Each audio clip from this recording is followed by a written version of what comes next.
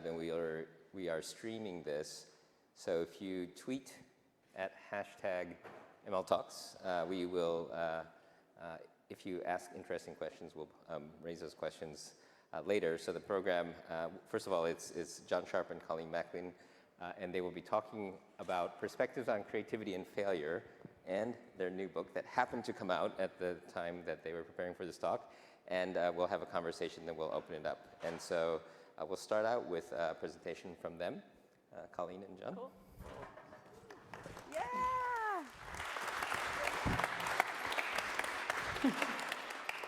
Should I sit next to you? I guess so. I don't know. Where do you want to sit? I like sitting next to you. I'll apologize in advance for this foot. I'm not used to sitting while I'm talking, so it's probably going to start doing this, and I won't even notice it's happening.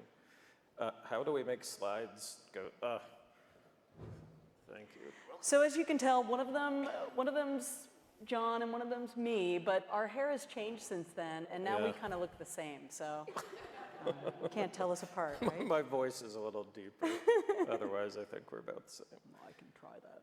All right, let's start. Yeah, I think today may be the day the book officially exists in the world. Yeah, yes, today is the day the book is out. Yay! You can find it at the MIT bookstore, not too far from here. We saw it this morning. Yeah. So a little bit about us. So John and I both teach at the New School, specifically at Parsons School of Design, which is a college within the New School. We also run a lab called Pet Lab.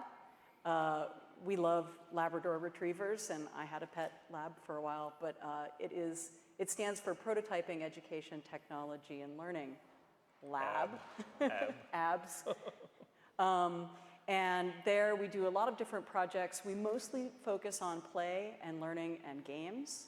And we're working with all kinds of partners like the Red Cross, the U.S. Holocaust Memorial Museum, and others. Chug some water. Thanks. We also work together with a colleague, Eric Zimmerman, in I guess it's a company, Local Number 12. Two of our games are pictured here. The meta game, which is the Daily Show, which will save the world, and the Big Mac. It's in that Cards Against Humanity / Apples to Apples variation. We think of it if Cards Against Humanity is junior high school humor, we're grad school humor, is how we liked it. Yeah, I think so. We like to think of it. Yeah. And then we have a game coming out this fall called Lost Words. We take public domain literature and we make word puzzles out of them. So look for that somewhere on the little tiny computer in your pocket this coming fall. And then finally, this is our second book, Iterate. It follows games design and play, a detailed approach to iterative game design. We're going to try to figure iteration into all of our books, I guess. But that's really where we're coming from. We're game designers. So failure is the topic we're supposed to talk about today, right? I used to live in Atlanta, and a couple people in the crowd used to live in Atlanta. You may remember the story where a big chunk of the raised highway just collapsed about a year or so ago, right? Well, this isn't the kind of failure we're talking about. We're not talking about the catastrophic kinds, the kinds that mess up lives, end lives, complicate things. Instead, we're talking about creativity. So what we're really focusing on is how you go from idea to actual thing and the failures along the way. And we're ultimately interested in how different creative practitioners manage and deal with failure, how they think about it, what their perspective is. Yeah, we've done a lot of different kinds of things between us. We've been photographers, we've done some filmmaking, game designers. You were a DJ, I was a VJ.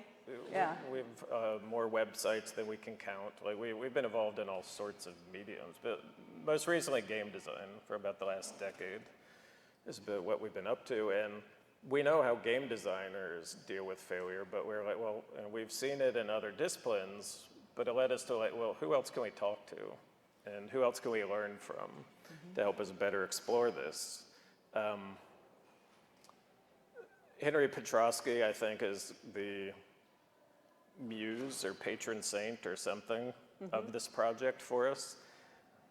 This quote was something we bumped into pretty early in our work on this project, which I guess we should admit has been going on for 7 years.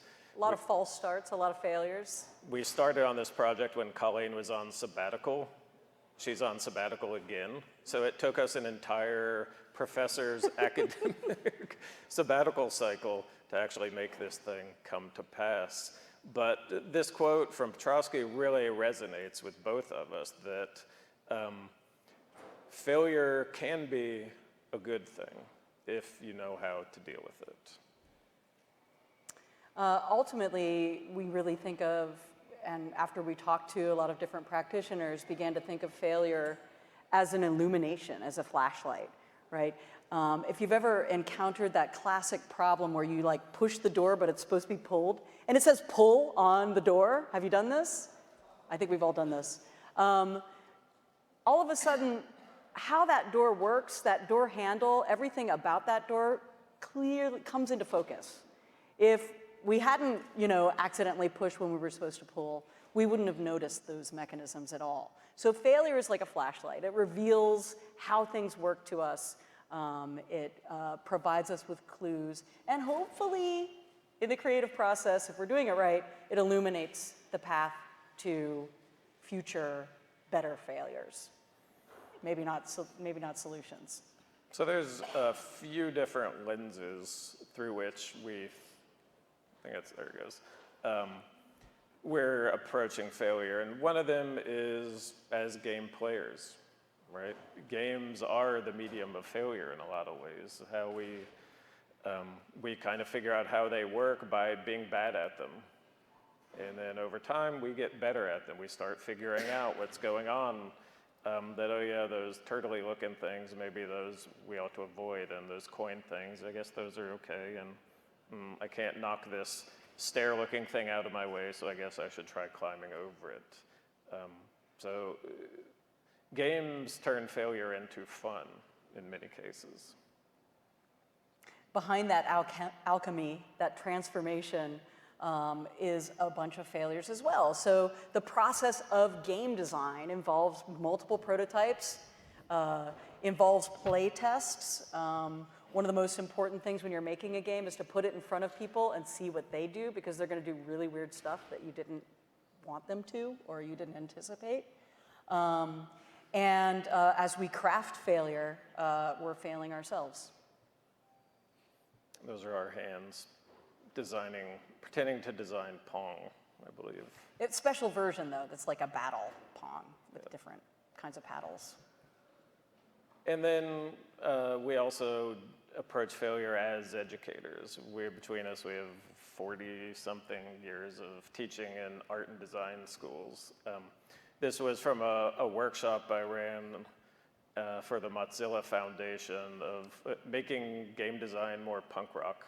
I can't remember exactly what these people are doing. It was about 10 years ago when I ran this. But as art school professors, our job in a lot of ways is helping people accept failure, integrate failure into what they're doing, to sometimes be sad about it, but for it to be a generative part of the creative process. Mm-hmm. Yeah, just like that Mario that runs into the Koopa. Is it a Koopa, right? Yeah. Oh, Goomba? Okay, thank you. Yeah, I get them mixed up. You just said that on the live internet, Colleen. It's okay. Oh, God. I'm in trouble now. But just like that, students are constantly running into stuff that they've never encountered before, and they're failing. And so understanding and learning about the world of design through failure is really important. So how do we deal with this? All this failure that happens in the creative process. We iterate.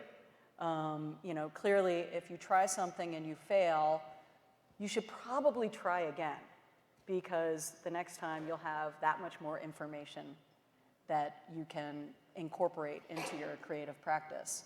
This is a classic iterative game design cycle, and as John and I said 7 years ago, we were like, well, we know game designers iterate, and they iterate in this really specific way. This is what most game designers would say is the game design process, right? You begin with an idea, you conceptualize something, you prototype it, you make some paper paddles, you test it, you try it yourself, you put it in front of other people, other game designers, depending on what you're trying to get back. And then you evaluate the kinds of failures that happened in the test, because they will happen, and you keep going around that cycle. So yeah, we've been thinking about failure for a long, long time. This is us doing a little fun failing on our own. We're doing a very controlled scientific experiment. They're off camera. There's some folks in lab coats measuring what we were up to. This is actually a physical prototype of that Pong game that we were working on. Here's the best part of it. It's like we figured out how to play backwards at some point too. It was pretty. We can tell you afterwards how it all works. So ultimately, we know how we deal with failure as game designers pretty well. But how do others deal with failure? So we began to reach out. We talked to a winemaker. We talked to a comedian. We talked to a skateboarder, a chef, radio personalities, toy designers. And we found out that they all iterate. They didn't all know the word iterate. You know, that we found that to be a somewhat specialized language, but once we talked to everybody about it, like Miranda July, I can remember as an example, I think when we first approached her was sort of like, yeah, I'm not really sure what you're talking about, but okay, I guess I'll speak with you. And then she was working on her app, Somebody, which is this really awesome social networking app. And in working with software developers, she started hearing this term come up, and she's like, oh, okay, I know what that is now. And yeah, I guess I do that too. I never really thought of it as such. You know, she probably thought of it more like doing successive drafts of a film script or doing sketches toward one of her artworks or something, right? But she didn't always identify with that word. And there were a lot of folks we approached that just weren't comfortable with dealing with that F word at all. That wasn't something they were at a place they felt like they could talk about. In some cases, people didn't feel like they actually did fail, which is, I'm not sure that's true. We had some colleagues who said, we're not interested in talking to you about this because we don't fail. I think we raised an eyebrow. Welcome to life at a university. At them, they're like, okay. Yeah. So hence the book. But the interesting thing is that there isn't one size fits all kind of iteration that everyone was practicing. We spoke to people, we tried to visualize their process.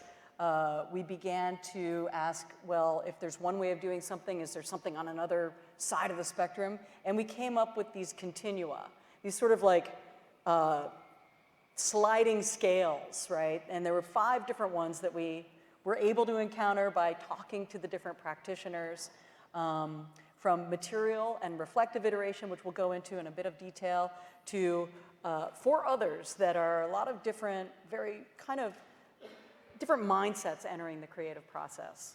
So the most important thing is this is not a design book that says, do this and it'll work. Everybody needs to iterate differently.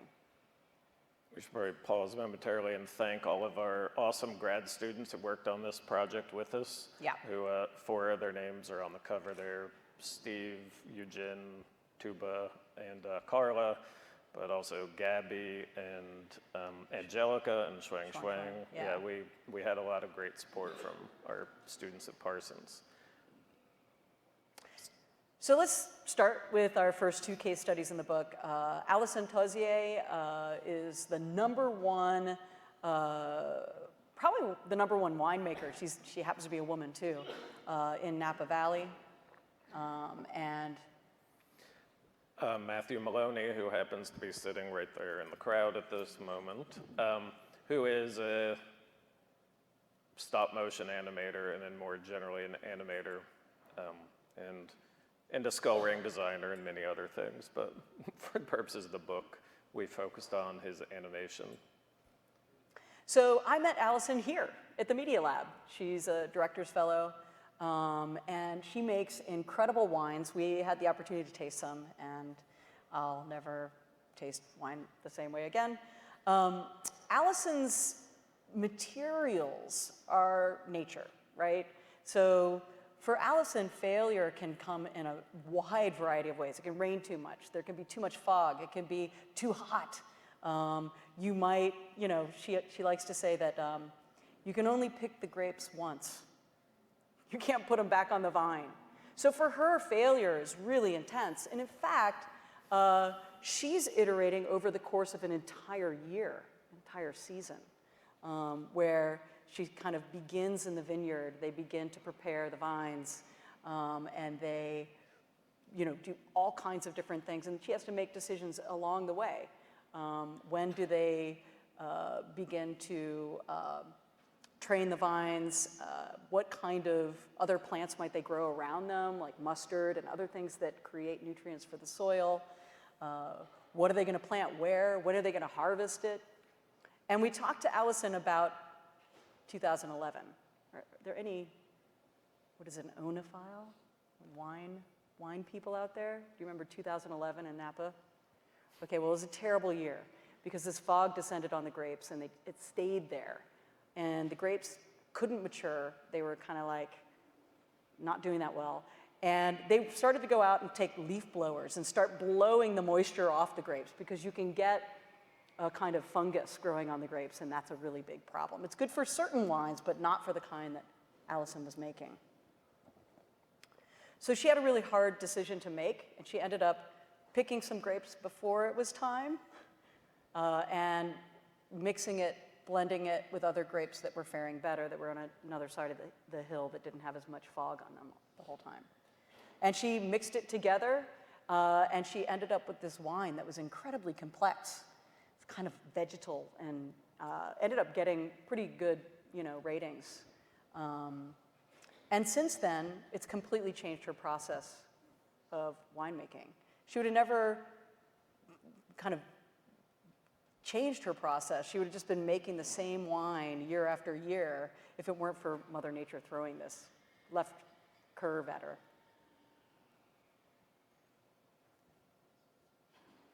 So then Matt, who we refer to as practicing reflective iteration, which I think a lot of people might look at what Matt does and say, I don't see the iteration in there. The thing we focused on in particular is Matt has this tradition every fall of watching, what are you at now, 100? Over 100 horror films leading up to Halloween. And he has a particular order in which he watches these things. So he's got to watch the entire Friday the 13th franchise in order. There's certain directors that need to be watched in the kind of chronological sequence in which they produce these films. And this goes back to his childhood of not really being allowed to go in Blockbuster and not really be able to watch a lot of these movies. And so he started telling himself stories about what was on the box art, if anybody can remember going into Blockbuster and looking at the VHS package, right? And at that point, I think he started to realize that storytelling was something he wanted to do with his life. And so he has this annual tradition he's been doing for probably decades at this point, of going back and watching these films, and it helps him get back in touch with why he went into this creative practice in the first place, but also helping him see how he's grown as a filmmaker.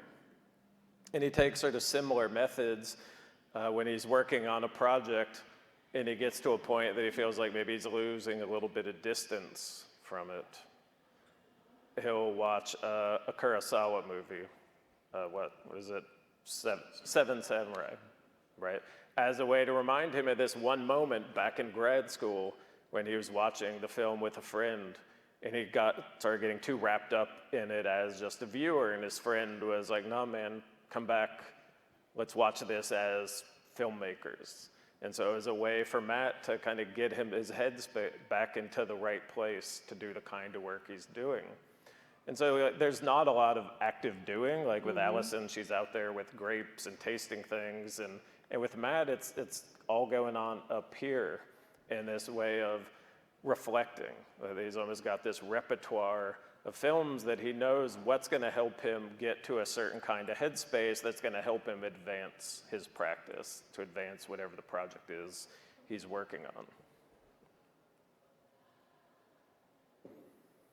So together, these are kind of two poles, two of the 5 kind of continua we talk about in the book, of going from this very visceral, nature's happening, people, we got to respond, to what if you're driven just by your own creative passions? How can iteration play into that? How can you create tools for yourself that are going to help you deal with and mitigate failure as you move through the process?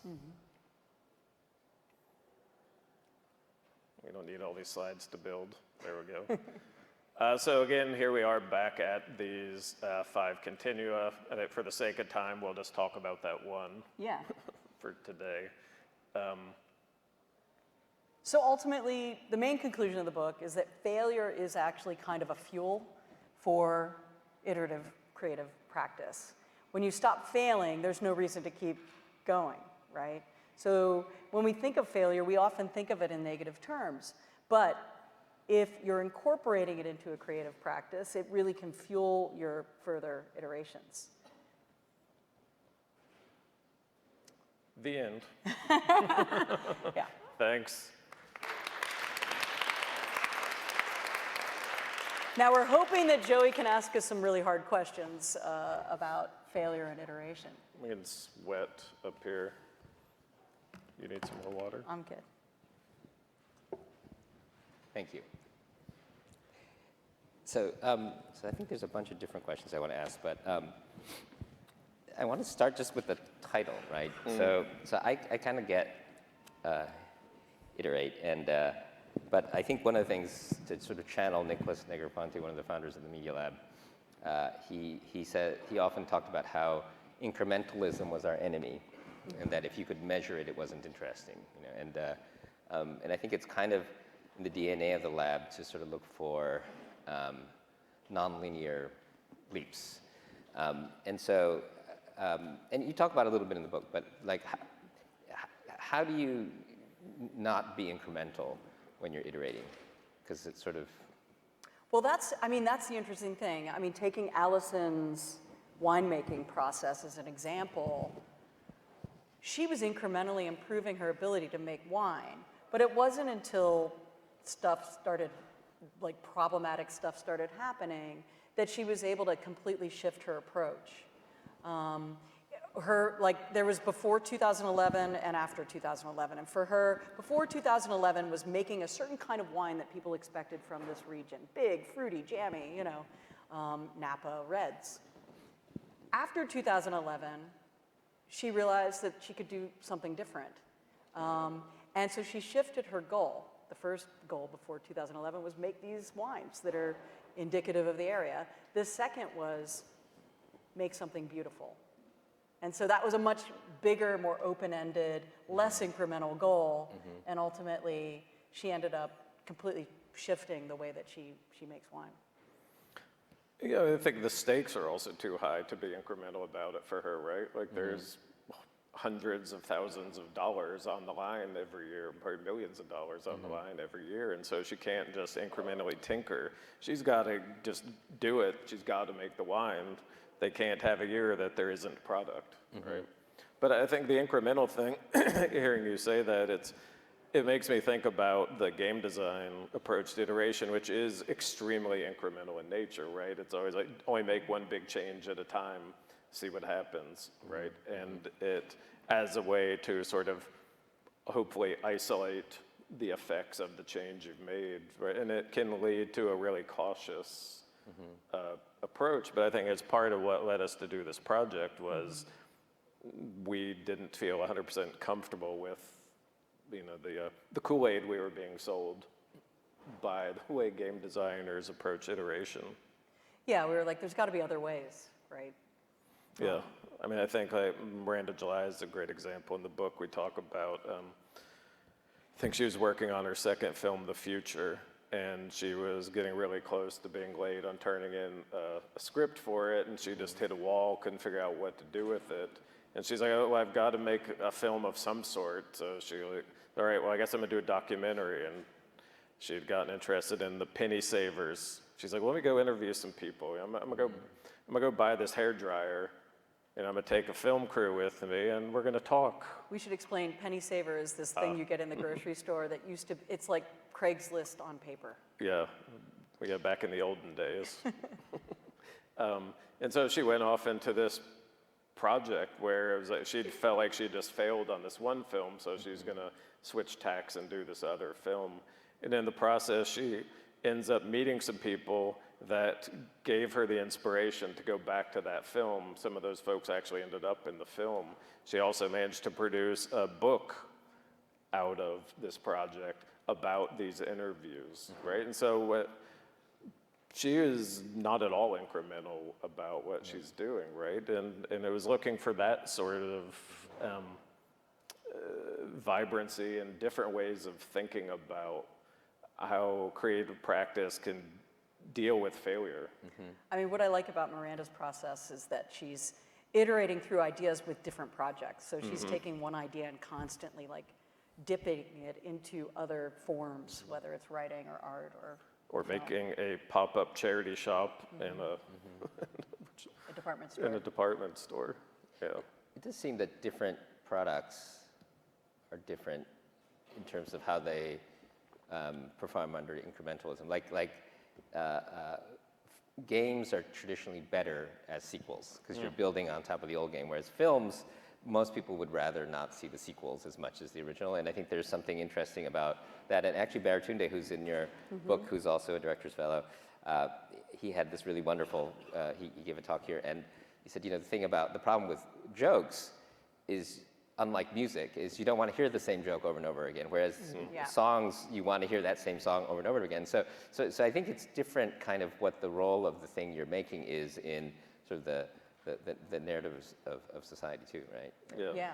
Are you making something iterative, maybe? Are you iterating on iterative stuff? Yeah, and I think that's kind of gets to your story about Alison is, do you want like the old Holiday Inn, the best surprise is no surprise, Merlot? Or do you want the, oh my God, this year's Colgan is crazy, And I think that also requires a normative shift in what you're expecting from the thing, right?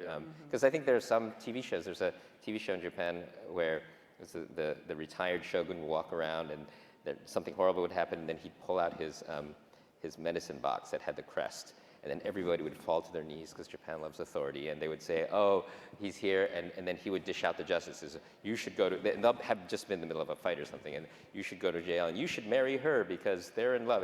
But the thing was that my friend was a director of this. And they would show it every day. It was the only TV drama that rated higher than baseball.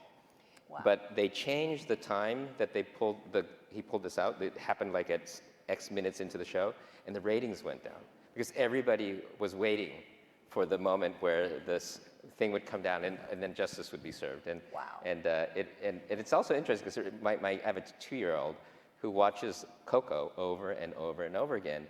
And so she's so excited when the cat is about to come out, And it's like she's watching movies as if they're, well, it's like Rocky Horror Picture sort of, right? Whereas most people don't watch the same, well, some people do, don't watch. So I think it's kind of interesting to think about sort of the normative context of some of these things. But sorry, that was just not really a question, but a statement. But I guess, but in your title, you keep talking about failure, but I didn't hear any failure in the 2 stories you said. So what was the failure in Matthew's case of watching films over and over again, or Alison saving the day and not failing? Yeah.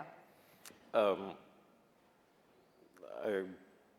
feel slightly, literally and metaphorically under a spotlight with Matt sitting right in front of me as I talk about Matt, but often he's trying to deal with really complicated topics, like he spent a ton of time in Hong Kong and so wanted to, had this film kind of meditation on the way the city was changing, and he wanted to experiment with techniques and do a live action stop motion film. which doesn't actually make any sense when you think about it, but if you watch the film, it's called Loon, you'll understand it.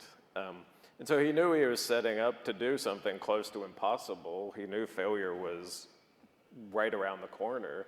And indeed, in some ways, I think he thinks of the film as a failure. I think you think of most of your films as a failure because you're trying to do stuff you don't actually know how to do, right? And so I think, for me, as somebody who's been making stuff for 35 years at this point, I view almost everything I've made in some way as broken. But I've had to learn how to deal with that, of just being able to sort of move on and brush myself off and keep going, right? But I think your criticism is one we heard a lot as we were working on the project is, but you're not surfacing failure enough in the way you talk about it. And I think it's partially because we tried to focus on people who had processes that internalized failure or built off of failure.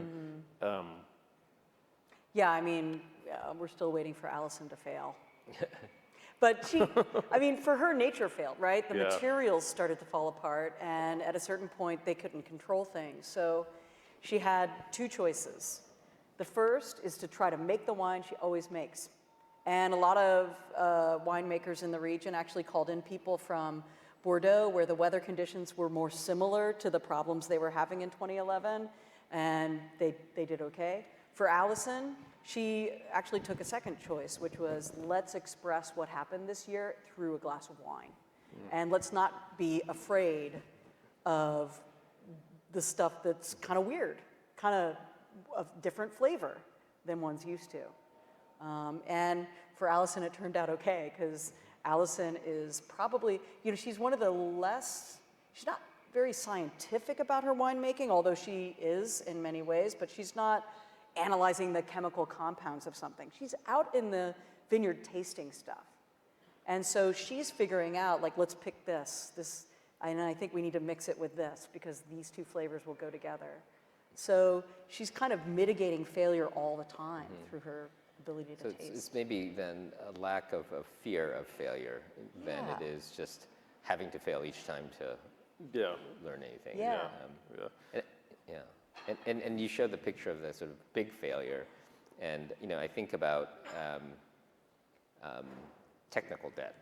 I mean things like Vista, where it just becomes so huge, and they fail because people are afraid to refactor, afraid to actually have small failures. And so, I mean, is this I guess is because in your book you talk about sort of the different sizes and the different types of failure, and I guess it's sort of, I mean, like we can maybe talk later about the faculty who said they never failed. That's kind of interesting. I don't know if they don't fail because they don't take risks, or they don't, I mean, like, I guess a sort of meta question is, I feel like if you have a process that mitigates against any failure, you're sort of not taking risk. Right. If you don't take risk, you're likely to create things like technical debt or design debts where you're just piling on and not really moving anything. But I mean, is that appropriate? And then I guess the question is, what's the risk, and how do you nudge a system to?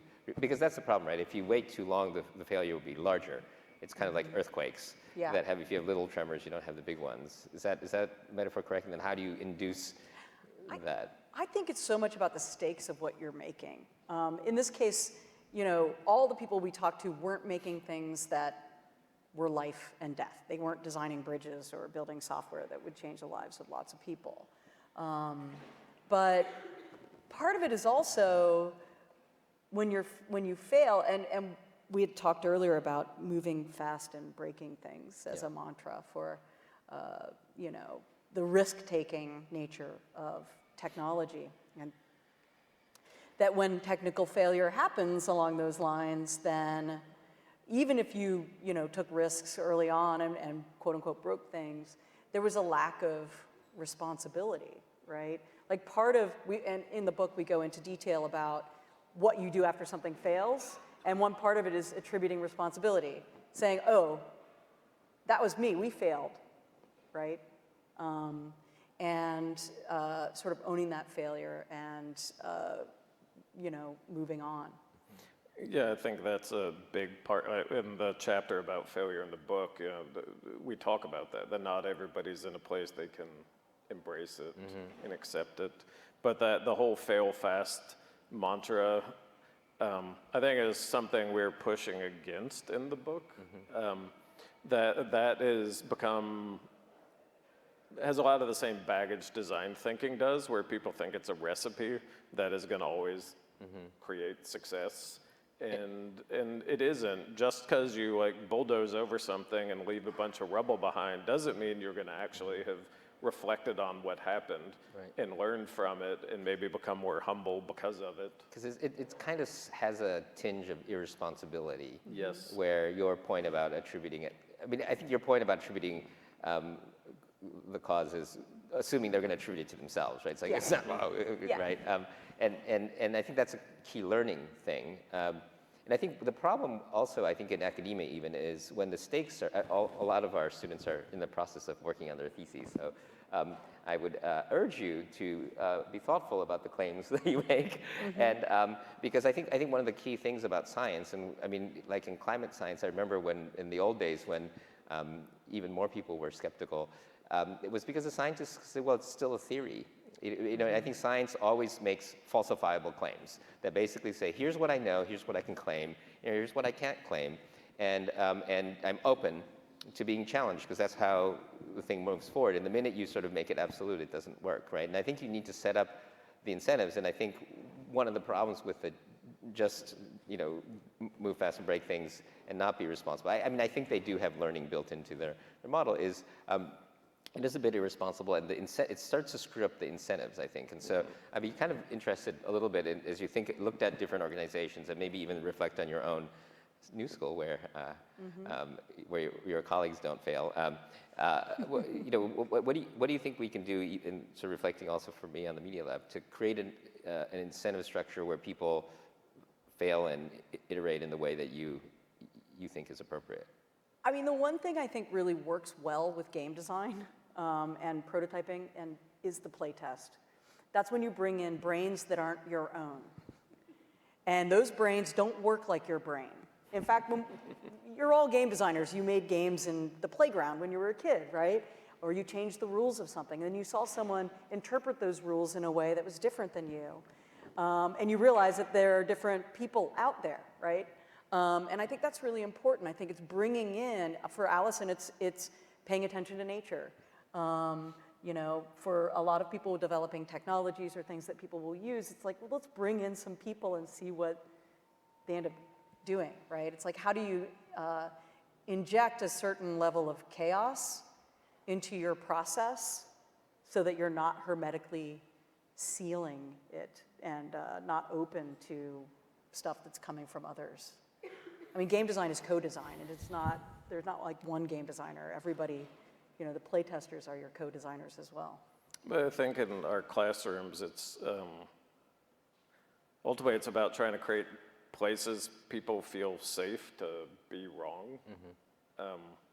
That creativity, to be creative is to be vulnerable, right? Like you're opening yourself up to whatever the world's going to hurl at you in response to what you create, and helping people figure out how to be okay with it, I think is a huge part of what we do as educators, right? And we were talking about this before, like the education systems many of our students come from around the world have taught them the opposite, right? That failure is a bad thing, that everything has black and white, there's a black and white to everything, when I think we're saying maybe there's a lot more interest in the murky gray in the middle. And so there's a certain amount of de-learning or unlearning that has to happen, I think, to get comfortable with this sort of iteration as a mitigating factor for failure. And that was one of the things I noticed when I first got to the Media Lab. One of the favorite phrases here is, it turns out that, and especially if they're talking about their own work, it usually means they tried something and it blew up, but it was really interesting, and this is what they learned, right? And I think kind of celebrating the discussion of your failure as sort of a fun thing And again, I think it is important that the cost, whether it's lives or money, is lower. And I think that's kind of the tech IT thing, is that you kind of get away with it because the cost of failure is lower until it's not, right? But that was, I think, the general theory behind it. And I think, I think that the other question is, for these systems that are really high stakes, a space mission. Does this still apply? Yeah. I think it does. We actually reviewed a lot of the engineering literature around failure, and it applies, but the way of dealing with failure is totally different. There's like 30 steps and indicators and things that you do to measure responses to failure. It's a kind of very different process than one that's more open-ended and creative. But ultimately, failure is the learning moment. It's like when you're a kid and you drop something for the first time, you learn about gravity. But my wife is an artist, and she's this project where she's trying to build a temporary pedestrian bridge connecting Brooklyn to Governor's Island. And she knew nothing about making bridges, but she's good at finding the people who do. And in the process, she's learned a lot, and through osmosis and sort of sitting to the side, I've learned a lot about how engineering fields deal with it, where there's all sorts of test tanks, right? Like, who knew there was, in the New York area, 2 of these super high-tech pools that help you evaluate what's going to happen to a structure when you put it on water, right? And so that's the place that you go do the learning, you do the failing at scale, in a way that the resources at risk are controlled, right? So that when you get to the scale model, you've solved for all of the stuff you can possibly think of, right?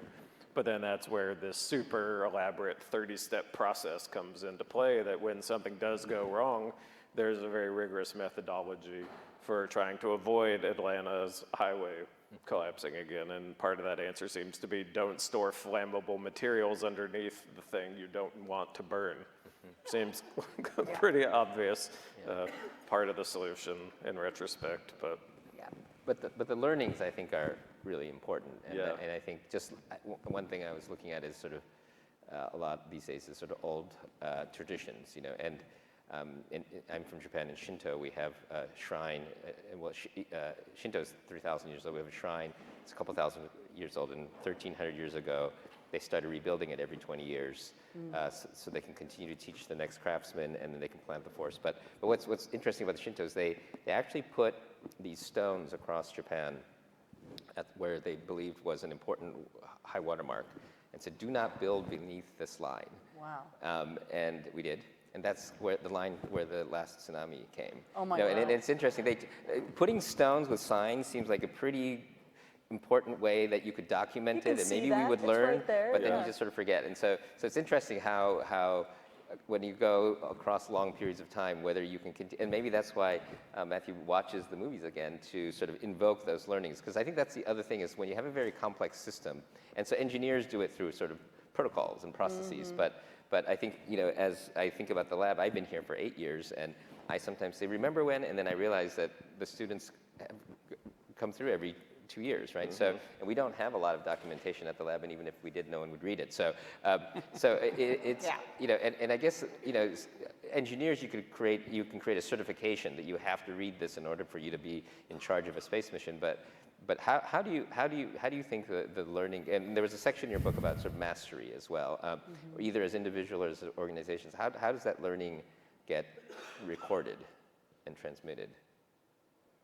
And then talk a little bit about the mastery part too, because I thought that section was interesting. Sure. Gosh, yeah. I mean, I think the learning, we're looking at our specific case studies were people who have a life cycle, not necessarily institutions. So I think maybe we have to have a second book about that. But, ultimately, the learning gets kind of translated into the next thing that you're doing.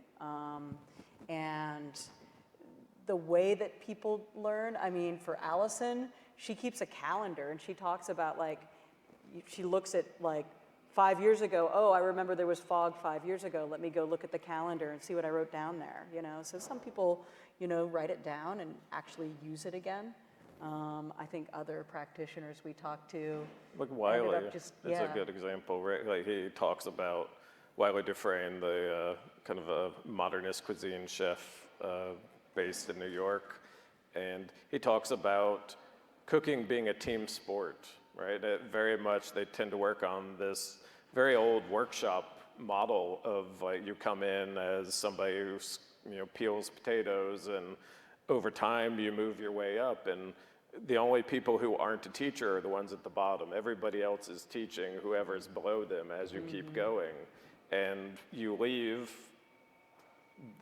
one restaurant, you go to another, and you can't help but take the learnings and the practices with you to this new place. Like everybody on his staff has a notebook that at the end of their time at the restaurant, Wiley or whoever will take it, they Xerox it, and then they give it back to the person, knowing that they're going to be able to carry that on, right? And to me, that's one of the really interesting ways is that this interplay that's happening within that industry of how practices can move around, how one might learn to deal with failure. Like Wiley seems to be somebody that's comfortable with it. Not everybody's going to be, but.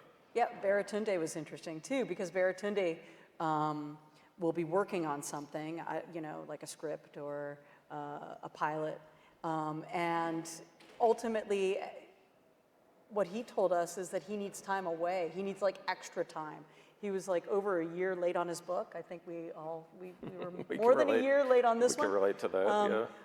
But he said he needed the time away from it to return to it with like new eyes. So in some cases, you don't want to stay within that linear mode of learning. You need to return as a different person to see what's working and what's not. But that sharing thing is really important. Like the game industry likes these post-mortem talks, right? Where you come in and you talk about how you made your game. And I find the forum full of potential, but usually just really frustrating, because all you hear is, yeah, a couple things went wrong, humble brag, we have a bestseller now. And you don't actually really get to hear, because of the way the nature that industry is so proprietary about everything, that nobody ever actually gets to really talk about the juicy stuff. Well, can I ask you a question about that? Because I talk to a lot of people who are involved in Silicon Valley, and you definitely have a survivorship bias, where you just talk to the winners, and they often aren't reflective, so they don't really know how they got there. They just think they're great when they were just lucky. And also, like some motion picture companies, like I think Pixar, we had, or was it, we had some movie producers here who were just talking about how they kill everything very early in the process, so they only make mostly hits, right? But what you want to hear about are the failures, right? And so and you don't want to hear about the sort of, like you said, the little incidental failure in the super hit. It's actually, why did this movie completely flop? And in the game industry, I mean, in the thing that you're talking about, do you actually make people come out with games that are complete wipeouts and talk, or are you listening to the hit people? Mostly it's the hit people, but like there's a fellow, Chris Hecker, that runs a session at the Game Developers Conference every year called Failure Workshop, where he tries to get people who are comfortable to talk about how, you know, the game they spent a decade on never actually came to market, or that the game they thought they were making turned into this other thing. But it's really hard to find people willing to go up on a stage in front of 500 people being live streamed to the world and say, yeah, that didn't quite work out. And you know, just a side thing, I mean, the drug companies don't publish their failure results, right? And that's kind of life or death, right? And you only hear, see the stuff that's successful, and it's very trial and error, you know. And so I do think there are a lot of industries that suffer from this inability to share their failures, and I think that's. Hopefully we can destigmatize failure, you know. Yeah, I think it's trying. I think it's weird because there's a whole kind of subculture of people who kind of love talking about failure. They're almost it's like a cool thing, fetishists, right? Yeah. And then there are others like your colleagues who say they don't fail. Yeah, I mean, where do you, again, it was interesting because you didn't talk so much about failure in the examples, but it's sort of, it's built into the learning process, Yeah. right? But I guess like, I have another question, because I think, like, if you do an A/B test, the one that's less successful is a failure. So like, that's sort of a very low cost failing mode. And getting back a little bit to iterate, because you have the word design, I've met a lot of engineers who really think they can A/B test to a solution, right? And this gets to kind of like, I don't think Alison would have A/B tested her way to doing that, right? And so again, and sorry, I'm going to pick a few things from it. And also, you talk a little bit about creativity and how back in prehistory, or sort of in the Middle Ages, that would have been a blasphemy, right? We were, the illuminated manuscripts were just taking knowledge from the past to the future, and individuals weren't considered to be creative, right? And so what happened, and what do you think, this whole, because I think because you come from a design school, you kind of assume that people have this notion of creativity and nonlinear thinking, but in an engineering school, it's not that obvious. And so how do you talk about creativity? I mean, it seems obvious that if you're like an engineer and you're thinking statistically and thinking about possibility spaces, to take 2 points in a possibility space and then make your decisions based on which one works and which one doesn't means you're missing out on all of these other possibilities. So for me, A/B testing gives me the shivers because. Yeah. But I mean, Google for the longest time argued that's how they did everything, right? Yeah, right. Well, maybe you can choose a button color that way, but I'm not sure you can make something new.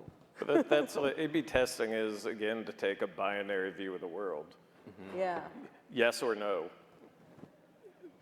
There can only be one yes in this, right? And that's not, I don't know, that's like so many potentially great things are just left to never be explored because of that. You know, in the game Lost Words we're working on right now, that we're part of the slow making movement, I think. This book took 7 years. Lost Words, we're literally in our 10th year, I think, of working on it. It's taken many different forms, and there's been a number of times where it's like, why did we decide to abandon that version again? That it seemed to be working, but somehow we just... But you still A/B test your ideas, right? Not really. Or you just no. play test them? We play test our ideas, but it's not like let's see if this book cover should be pink. Let's see if it should be blue. We never do that. Right. But we'll put our proposition forward of what we think it should be. We gave a presentation recently at the Game Developers Conference called 100 Versions of Lost Words, and there literally are 100 versions of this game that we're working on, which is why it's taken us 10 years. And guess what? 99 weren't fun. We finally figured out a version that's somewhat fun, but for game designers, it's really challenging, right? Because it's like, there is kind of you can't just try 2 things and choose the better one. You have to actually find this moment that you're looking for, that you're seeking. But the whole kind of how do you teach creativity thing, like in the program we teach in MFA Design and Technology, there's some people with an engineering background, there's a lot of people with like a communication design, industrial design, product design backgrounds, but there are people with like poetry backgrounds or American studies backgrounds, right? And one of the things we learned a long time ago is nobody is gonna come in with a sort of full arsenal of tools that are going to allow them to work in their medium, to know the kind of work they want to do, to understand a creative process. And so that's a large part of what our curriculum ends up being about is how do you turn into a reflective practitioner, to use Donald Schoen's term. And a lot of it boils down to time on task. In some way, right? But not in that Gladwell 10,000 hours sort of way, right? We talk about that in the book also, that Gladwell's glossing over, he claims he's not, but I think the way that notion of the 10,000 hour rule is taken hold in the popular imagination is you just have to keep doing, you just have to grind, and you'll wake up 10,000 hours of grinding later and poof, you're award-winning chef or a skateboarder in the X Games or, showing films in international film festivals. And it's leaving out the most important part, which is the reflective piece, and the word practice in its most basic definition, practicing, and being able to practice in a way that you're learning from it and not just repeating the same thing over and over and over again, right? I find one of the things my students don't spend enough time on is the after failure point where usually they fail and they just try something else, right? But they don't spend enough time meditating on that failure and like really trying to understand what happened there. And I think that that's something that we found most of the people we talked to, they may not even called it failure. It was like that failure encompassed their entire process in a way because they were never satisfied with what they ended up having. Well, they hit a failure and thought it meant they had to abandon ship, right? That, okay, well, this whole thing just must be thrown away and I must change tact here and do something else, as opposed to spending the time to figure out what worked, what didn't within the whole, which is really, really, really hard to be able to sort out. I realize we're starting to get short on time. Are there any questions from here or on the internet? There's a question up here. You just talk into Talk that. to the box. I have a meta question for you guys, which is, I guess my question has to do with the meaning of the word failure and how highly situated it is. Yeah. So, for instance, if you're trying to make a commercial game that doesn't sell well, that's a failure. But if you're making an art game and you're not even trying to sell it, the number of people who quote unquote buy it is not that relevant. So I'm just wondering, in terms of a larger kind of contextualization, how do you define failure and for whom, by whose metric? It's an awesome question. I'll give our game design book a quick plug. One of the things we talk about there in that book is design values, of basically knowing what it is you value about that project, what your goals are for that project, and always having these as kind of guideposts for what you're looking for to come out of it, right? And you can, as a creative, you can set your own sort of goals or measurements for what that failure is going to be. I think most people, it's dollars or recognition or, like the obvious sort of societal metrics, but I think as creative practitioners, that's really the most important part, is establishing for yourself what equals success, what equals failure. I might make a meta observation. It's interesting because you invoke the term creative process, which I don't think I've ever heard at the Media Lab. And I think at the Media Lab, we mostly talk about serendipity. I think, like Ed Boyden talks about this all the time, but he thinks that the majority of interesting things he finds while looking for something else. So he attributes to luck that which designers attribute to creativity, I think. Yeah. But is it similar? Yeah, well, I think if failure fuels it, right? Failure are those moments where weird stuff happens, right? So it is serendipitous in a way. And maybe that's how we view failures are really these moments when the world pushes against us in a way we didn't expect, and we are forced to change the way we think about it, right? So that might also be a big part of it. It's kind of a non-linearity, whether it's walking away and coming back or doing whatever it is you do to your brain to be creative. Absolutely. I have a quick question. Probably a long answer, but not for here. It just hit me that you mentioned climate, and you're thinking about failure. So I'm wondering, maybe we need to put those two together and recognize that what's happening in the world right now with our climate is our failure. And so how do we become creative in thinking that way and, recognizing it and trying to find, whether it's game design or whatever has to go into it, to start pulling out of it and making it something that we can, solve or. Yeah, absolutely. I mean, I think the big problem that we've had with climate justice and activism has been the attribution of failure. Like, why is this happening, right? There's been a lot of arguments over whether or not this is, because of humans or because of other things. And I think a lot of it is The problem is that until you take responsibility for a failure, you can't really move forward to fixing it. So I would say that's the first step.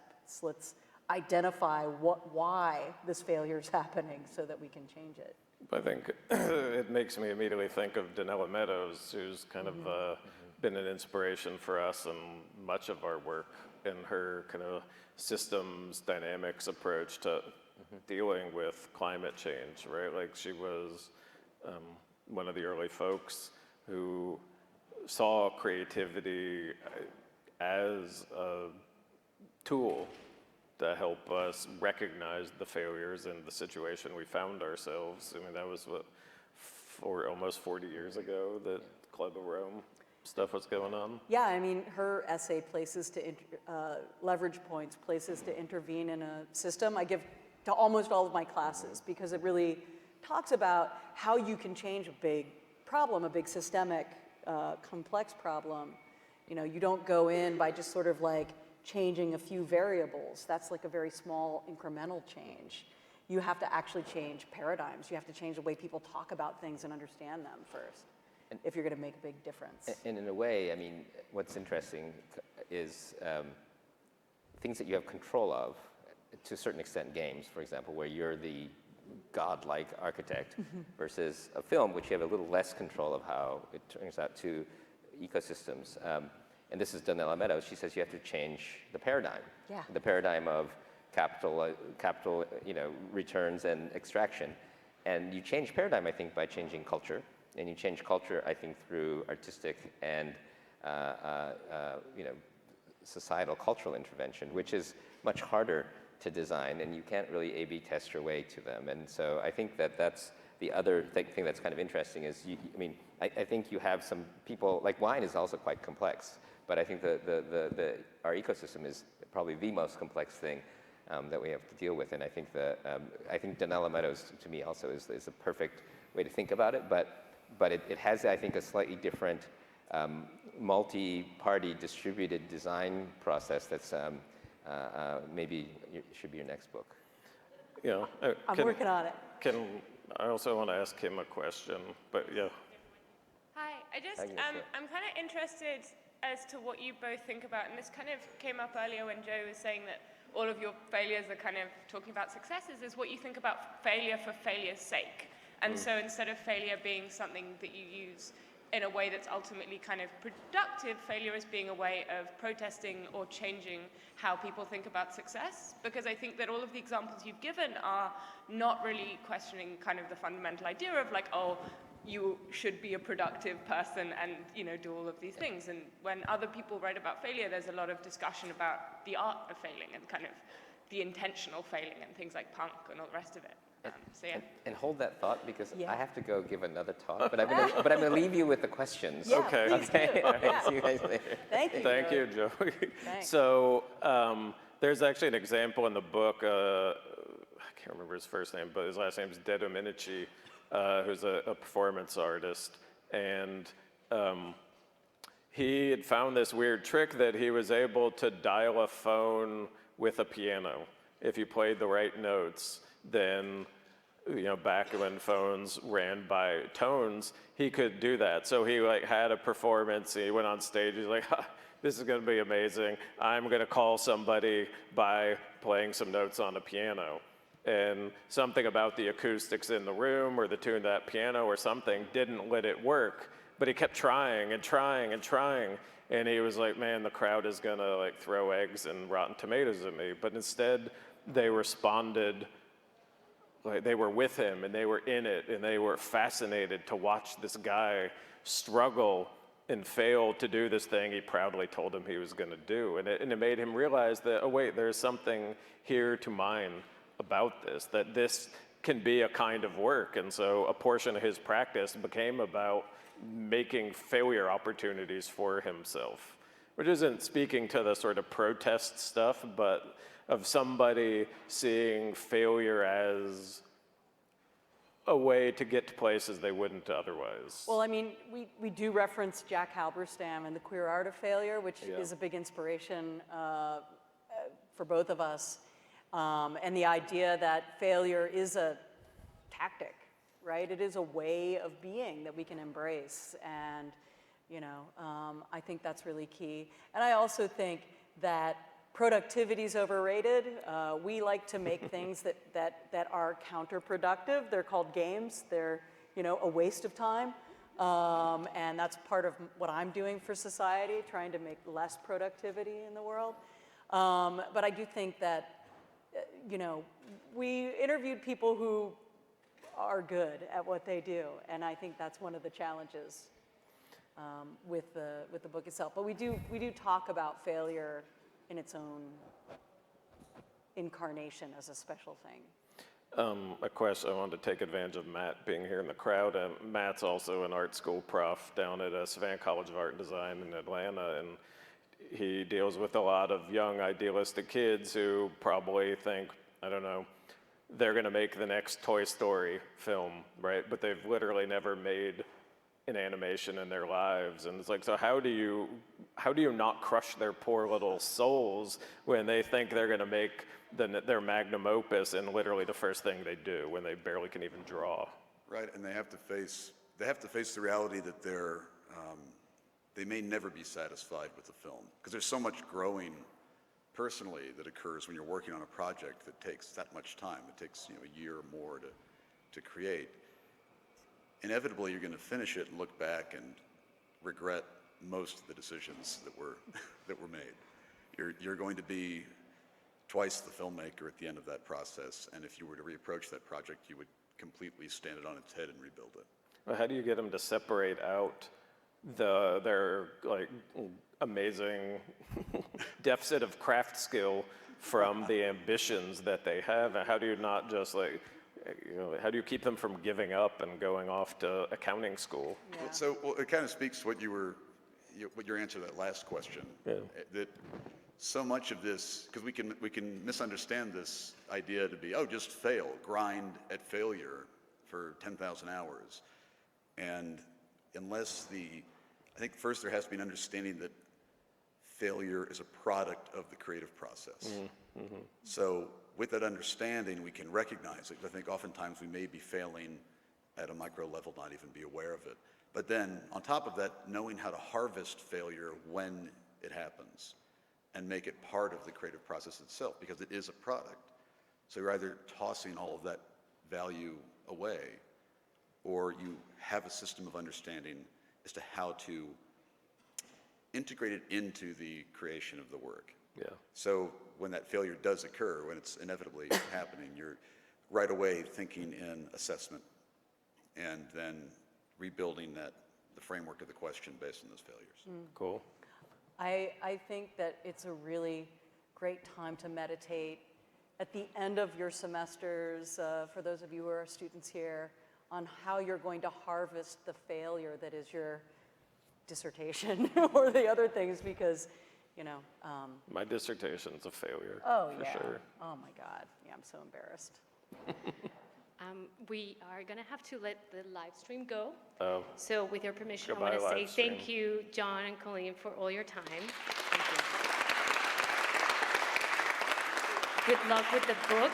May not be a failure, maybe. Or maybe it'd be a failure. You never know. Let's hope it's If not it's a not a failure. bestseller, that's a failure, so, There you go. But they will still be available for questions, and we're just going to let the technology go, and then you guys can chat with them. Thank you for coming. Cool. Thank you. Thanks, y'all. Woohoo.